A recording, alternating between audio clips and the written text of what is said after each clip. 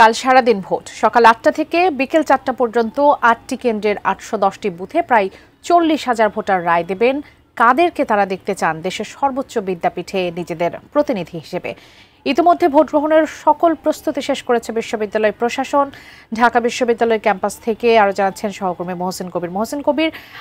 আগামীকাল যেহেতু ভোট, আজকে ক্যাম্পাসের পরিস্থিতি কেমন দেখতে পাচ্ছেন? আইনশৃঙ্খলা পরিস্থিতি থেকে শুরু করে ভোটাররা তাদের সাথে কথা বলতে পেরেছেন কিনা, প্রার্থীরা কথা বলেছেন কিনা? কিছুক্ষণ আগে আইনশৃঙ্খলা বাহিনীর পক্ষ থেকে ঢাকা মহানগর পুলিশের কমিশনার সাজ্জাদ আলী তিনি কথা বলছিলেন এবং তিনি যেটি জানাচ্ছিলেন যে তাদের যে আইনশৃঙ্খলার যে প্রস্তুতি, বিশেষ করে আগামীকাল ভোটকে কেন্দ্র করে যে ধরনের প্রস্তুতি, সেই প্রস্তুতি তাদের পুরোদমে তারা এখানে প্রস্তুতি নিয়েছেন এবং আগামীকাল ২,০০০-এর বেশি পুলিশ সদস্য এখানে নিয়োগ থাকবে এবং পুলিশের পাশাপাশি র্যাব, সোয়াত, তারপর অন্যান্য যে সকল গোয়েন্দা বাহিনী এবং আইনশৃঙ্খলা রক্ষাকারী বাহিনীর সদস্য আছেন তারাও এই দায়িত্ব পালন করবেন এবং এই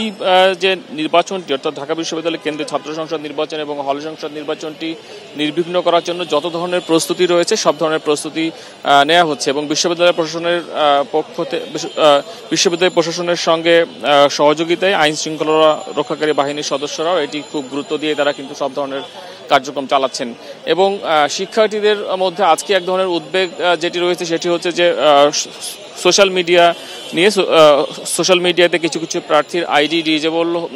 হয়েছে এবং সাইবার আক্রমণের শিকার হয়েছে, সেটি সকাল থেকেই কয়েকজন প্রার্থী কিন্তু বলেছেন এবং কিছু বিকেলে সংবাদ সম্মেলনে একজন প্রার্থী বলেছেন যে তারা সাইবার আক্রমণের শিকার হচ্ছেন। ফেসবুক পেজ, যে সকল পেজগুলো রয়েছে, যেই পেজগুলো থেকে তারা আপডেট দিয়ে থাকেন বিশেষ করে তাদের যে ভোটার সমর্থক রয়েছে তাদের উদ্দেশ্যে, তো স্বাভাবিকভাবেই যেহেতু সাইবার আক্রমণের শিকার হলে তারা সেটি করতে পারবে না, তো তারা সেই বিষয়ে তারা বলেছেন যে রিটার্নিং অফিসের পক্ষ থেকে যেন একটি সাইবার সহযোগিতা যেন পাওয়া যায় সেই ধরনের উদ্যোগ নেওয়ার জন্য তারা জানিয়েছেন। আরেকটি উদ্বেগ শিক্ষার্থী এবং প্রার্থীদের মধ্যে রয়েছে যে কয়েকজন প্রার্থী দাবি করেছেন যে অভিযোগ করেছেন যে নীলক্ষেতে সেখান থেকে ভুয়া আইডি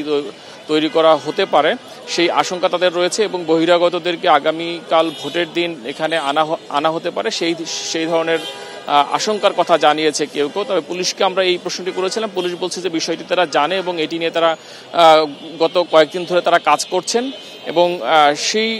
ধরনের কোনো সম্ভাবনা তারা দেখছে না, তবে তারা সতর্ক রয়েছে সেই বিষয়টি তারা বলছেন। এবং যেটি বলছিলাম যে ট্রাফিক পুলিশের পক্ষ থেকে ট্রাফিক ব্যবস্থাপনার কিছু উদ্যোগ নেওয়া হয়েছে, যেমন নীলক্ষেত, শাহবাগ এবং পলাশী মোড়, এই তিনটি যে সড়ক রয়েছে সেই সড়কে সাধারণের যে যানবাহন সেই যানবাহন ডাইভার্সন করা হবে, অর্থাৎ অন্যদিকে ঘুরিয়ে দেওয়া হবে। সেই বিষয়টি আগেভাগে পুলিশের পক্ষ থেকে জানানো হয়েছে, অর্থাৎ কালকে যারা ঢাকায় যারা চলাচল করবেন তারা যেন বিষয়টি মাথায় রাখেন সেই বিষয়টি পুলিশের পক্ষ থেকে জানানো হয়েছে। আরেকটি বিষয় জানেন যে এই নির্বাচন নিয়ে যেহেতু সারা দেশের এক ধরনের আগ্রহ রয়েছে, তাই একেবারে নির্বিঘ্নভাবে করার জন্য এবং কোনো ধরনের যেন অপ্রীতিকর ঘটনা না ঘটে সেজন্য পুলিশের পক্ষ থেকে যেমন সতর্ক অবস্থান রয়েছে, একই সঙ্গে তারা বলছেন যে কোনো ধরনের আগ্নেয়াস্ত্র সেটি লাইসেন্স করা হোক কি লাইসেন্স করা থাকলেও সেটি আজ রাত ৮টা থেকে ১১ তারিখ দুপুর ১২টা পর্যন্ত এই ঢাকা বিশ্ববিদ্যালয়ে কোনো ধরনের আগ্নেয়াস্ত্র লাইসেন্স করা হলেও সেটি বহন করা যাবে না, সেই বিষয়টি তারা বলেছেন, পুলিশের পক্ষ থেকে বলেছে। তো সার্বিক যে পরিস্থিতি বলতে পারি যে আগামীকাল যেহেতু ভোট সকাল ৮টা থেকে শুরু হবে, বিকেল ৪টা পর্যন্ত ৮টি কেন্দ্রে প্রায় ৪০,০০০ ভোটার শিক্ষার্থী যারা ভোট দিবেন, তো সেই ভোটকে নির্বিঘ্ন করতে সব ধরনের ব্যবস্থা বিশ্ববিদ্যালয় প্রশাসন এবং আইন শৃঙ্খলা রক্ষাকারী বাহিনীর পক্ষ থেকেও নেওয়া হয়েছে এবং আশা করা হচ্ছে যে সুষ্ঠু এবং সুন্দরভাবে এই নির্বাচনটি অনুষ্ঠিত হবে।